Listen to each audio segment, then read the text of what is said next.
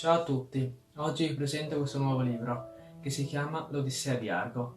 È un libro molto bello perché nonostante sia scritto in terza persona riesce a comunicare i sentimenti e le emozioni del cane di Ulisse, cioè di Argo, in maniera eccezionale.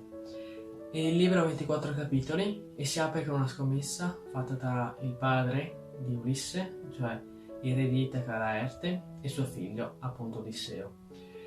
Questa scommessa sanciva che se il cane fosse morto, allora l'avrebbe vinta Laerte, mentre se fosse sopravvissuto al parto, allora l'avrebbe vinta Ulisse.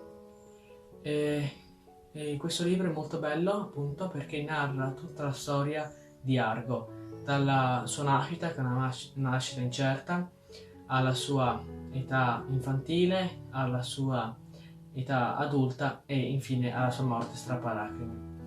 Lo scrittore è Guido Sgardoli, che è un veterinario laureato in medicina e amante anche dei libri.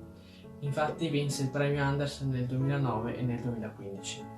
Lui volle dare ai lettori una prospettiva diversa rispetto alla classica prospettiva dell'Odissea di Ulisse. Infatti, questo nuovo piano di visuale è quella del cane, appunto di Ulisse.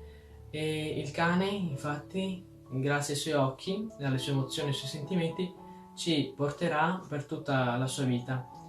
E quindi è un libro molto bello, affascinante e coinvolgente, sia per questo sia per gli amanti degli animali, ed è adatto a tutti, cioè ai bambini, ai ragazzi e agli adulti.